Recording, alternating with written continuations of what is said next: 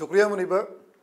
दुनिया में एहतराम के काबिल हैं जितने लोग, दुनिया में एहतराम के काबिल हैं जितने लोग, मैं सबको मानता हूँ मगर मुस्तफ़ा के बाद।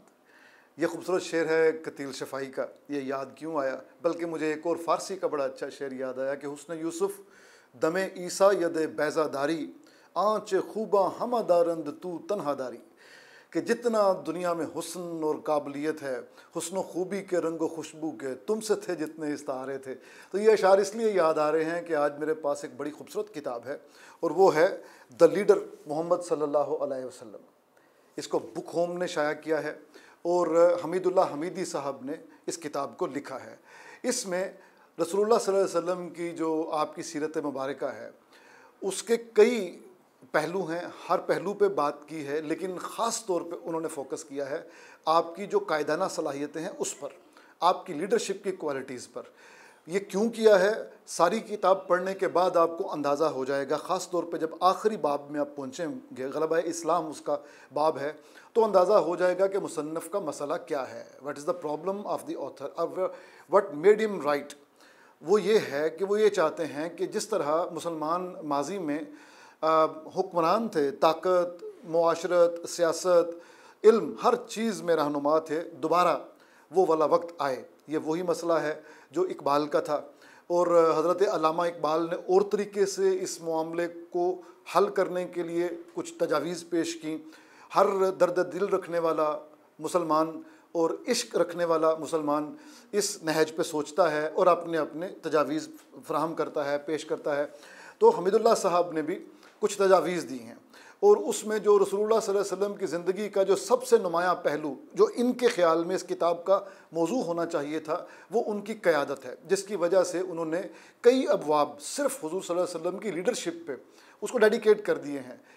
दीगर अबवाब भी हैं जिसमें रसूलुल्लाह सल्लल्लाहु अलैहि वसल्लम की जो मईशत का अंदाज़ है, इकॉनमी जिस तरह से उन्होंने सजेस्ट की, जैसे फरमाया कि इस तरह से सूद हराम और वगैरह वगैरह, ज़कात है और इस तरह की चीज़ें।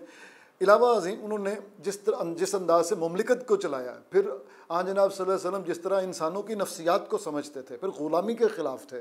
तो ये तमाम जो आन जनाब सल्लल्लाहु अलैहि वसल्लम में जो खूबियाँ हैं वो सारी लिखी हैं, लेकिन ज़्यादा इन्होंने स्ट्रेस उसी पे दिया है। मैं आपको इक्का दुक्का चीज़ें, बल्कि इसमें से जो अबवाब के नाम हैं उससे आपको अंदाज़ा हो जाएगा कि मैं ये क्या अर्ज़ कर रहा हूँ। कामयाब लीडर की खूबियाँ, तो इन्होंने एक बनाया है कामयाब लीडर की खूबियों के नाम से, खूबियाँ के नाम से बाब, जिसमें जितने भी कामयाब लीडर्स हैं उनमें जो मुश्तरका खूबियाँ होती हैं वो बताई हैं। उसके बाद उन्होंने लिखा है कि आप भी लीडर बन सकते हैं, लेकिन ये वाला बाब उन मोटिवेशनल स्पीकरों की तरह नहीं है जो वो शाबाश तुम कर सकते हो इस तरह की नारेबाजी करते हैं और जैसे ही वो सेशन ख़त्म होता है तो साथ ही आपकी मोटिवेशन भी हवा हो जाती है। वैसा नहीं है, बल्कि उन्होंने कंक्रीटली सब्सटेंस फराहम किया है इस बात को कि रसूलुल्लाह सल्लल्लाहु अलैहि वसल्लम की सीरत पर अमल करते हुए ही आप लीडर बन सकते हैं। क्योंकि सहरा नशीनी को जिस तरह दुनिया का अजीम लीडर बना दिया था नबी करीम सल्लल्लाहु अलैहि वसल्लम की सीरत ने, आपकी